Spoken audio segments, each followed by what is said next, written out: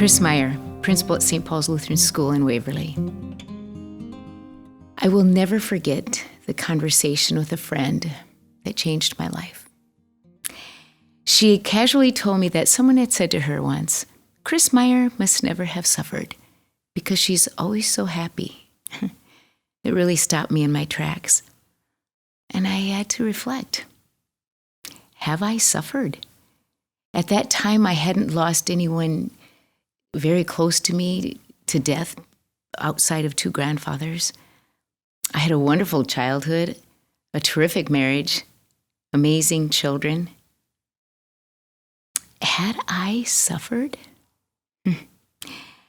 Well, that question led me to a soul-searching time that brought me to two places. One of those places was that eventually I decided, although I hadn't suffered at that time very much in my life, I came to believe that if I did, I believed I would be able to handle it and get through it. The other place it brought me was a lifelong research in the area of resiliency for both my master's degree and my doctorate. Resiliency, the ability to bounce back from adversity. Since that time, I have experienced suffering. I've lost close friends to death, as well as my beloved father. Our daughter was suicidal before we found out she was on the autism spectrum. I've had cancer. And guess what? I'm still happy. But my research into resiliency taught me some valuable lessons. First, it taught me that resiliency can be learned. Then it taught me that it can be taught. And so the tools I learned were not rocket science. They're easy to understand and fairly easy to learn. So I'd like to share with you some of the things that I learned about being resilient so that these weeks and months when we are forced to deal with some great challenges, we are then able to approach them with the mindset of getting through, maybe rising above, bouncing back, and being resilient. In 1955, researchers Emmy Werner and Ruth Smith began a study into resiliency. They followed the children in their study for 40 years. What they discovered was really quite amazing. Nearly 3/4 of the children that came from their study came from many, many different backgrounds. They were growing up in abuse, they had despairing environments, they had other challenges that were so difficult to surmount. But what they found was that they did surmount them. 3/4 of the children in their study grew up to be successful and caring and positive adults. So why? What did they have?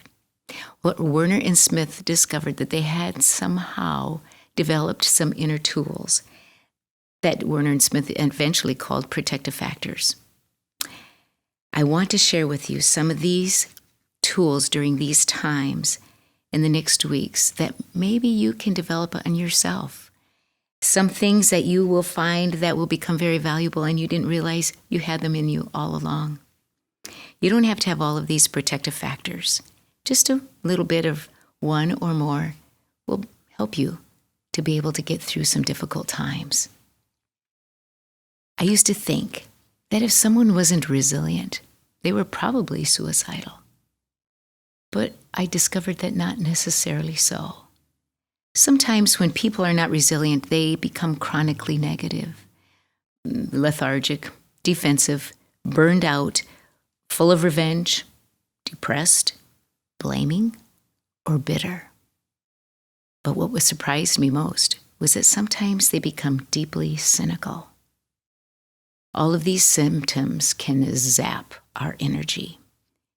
Working on the protective factors that I'm going to describe for you can give you energy.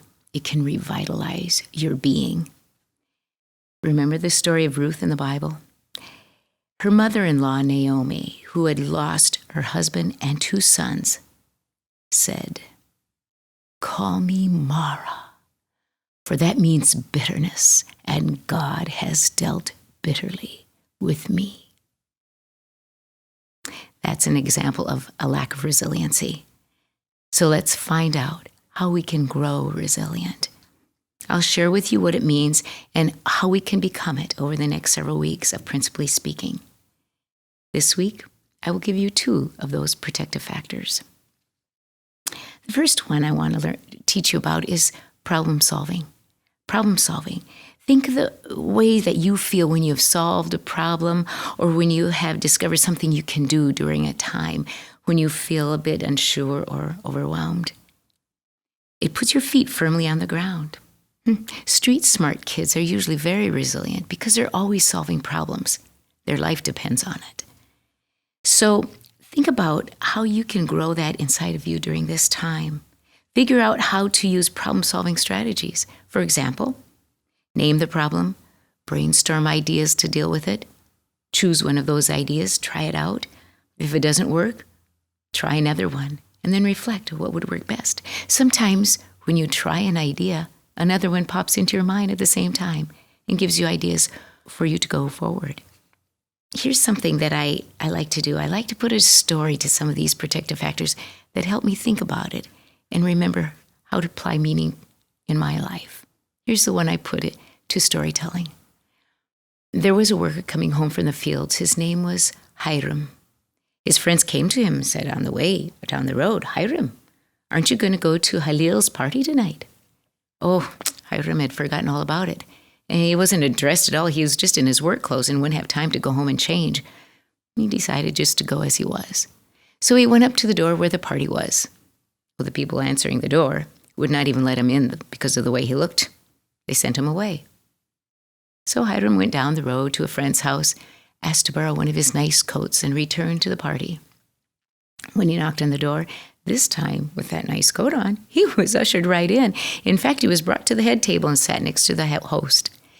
When the food was served, Hiram took his food. He started smearing it on the coat. "Oh, potatoes. Oh, potatoes. Go on this coat. Oh, coat. Don't you like those potatoes?" And he put the meat and the gravy on the other sleeve. "Oh, coat. Listen. Don't you love this taste? And here's the peas." And he smeared the peas over his coat. Finally, Halil, the host, looked and said, "Hiram, what are you doing? Why are you putting the food all over your coat?" Hiram said, "Well, I came here first in my work clothes, and I wasn't even let into the party. But when I returned with my nice coat on, they brought me right up to the head table. So naturally, I just concluded that the coat was invited instead of me." Problem solving. Solving problems sometimes means just taking a look at things in a different way, from a different perspective. Another protective factor I want to share is about growing to be socially competent. You can be socially competent if you're an introvert or if you're an extrovert, if you're outgoing or if you're shy. It means just that you know how to make meaningful relationships. During this time of quarantine and social distancing, social competence has to take on a bit more creative spirit. Zoom has become a gift. Many people have adapted to the screen, to making relationships looking at each other's face over the computer screen. But if we have to do it, we can. We can do it. God has made us adaptable. Here's a story I've attached to social competence that helps me put meaning toward it. There was once a farmer who was sitting fixing his tractor. Carpenter came up the lane with a toolkit and asked if the farmer had some odd jobs for him to do so he could make a bit of money. Farmer said, "Yeah, I'll tell you what you can do." And he took him over to this muddy gully that separated his farm from another farm. He said, "See that farm over there? Belongs to my younger brother. We were best friends for 40 years. I don't know how it started, but now I'm not talking to him and he's not talking to me. Yesterday he took a big bulldozer, made this muddy gully between our farms. You can build me a wall so big that I can look over there and I won't see his place." Well, Carpenter said, "I guess I see the situation. Give me a post hole digger and some lumber. I'll get to work." So the farmer brought the tools and the lumber, and then he set off to town to do some errands. When he returned, the carpenter was nearly finished with his masterpiece. But there wasn't any wall. In its place was a beautifully constructed bridge spanning that gully, and the younger brother making his way across. And when the two met in between, they hugged, and the younger brother said, "I can't believe that you went to this trouble and expense after this things I said and did to you." And at that moment, they heard the tools starting to be collected. They turned to the carpenter and said, "Don't go now. We have a lot more for you to do around here." But the carpenter said, "I'd love to stay, but I've got to go. I've got more bridges to build." Relationship building starts simply with the willingness to build a bridge between you and someone else. It often starts with a smile or a question that lets others know you are interested in learning to know who they are.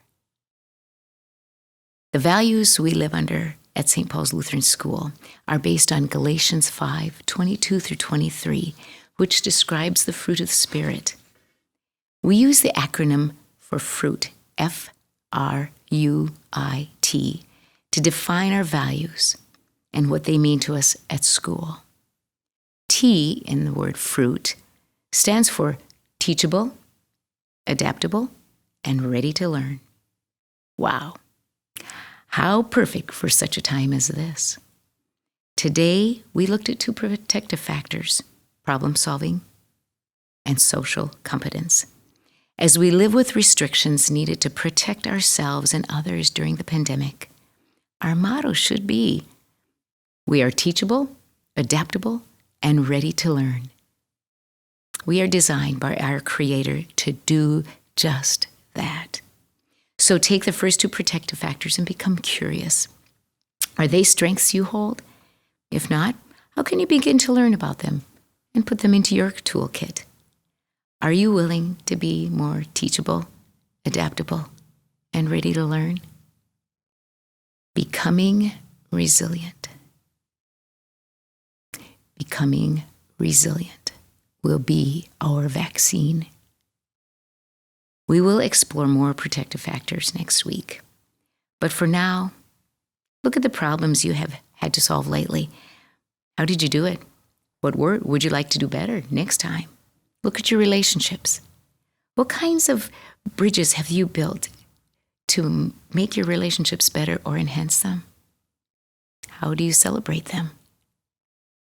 Aretha Franklin once said, and I quote, "It's the rough side of the mountain that is the easiest to climb. The smooth side doesn't have anything for you to hold on to," unquote. I hope you join me in learning how to use challenges of the pandemic as footholds as we climb this mountain together. Will you pray with me? Gracious God, you put people on our path that nudge us to learn more about living fully in the world you created for us to enjoy in spite of the challenges along the way. Thank you for putting in each of us the ability to learn ways that we can use to put our feet in strongholds as we climb the craggy mountain set before us. Keep us humble and teachable, willing to learn how to be wise in this pandemic. Make us willing to adapt to a new way of learning and living so that we may eventually enjoy the view from the top of the mountain. In your name we pray. Amen. My name is Chris Meyer, principal at St. Paul's Lutheran School. I'll see you next week.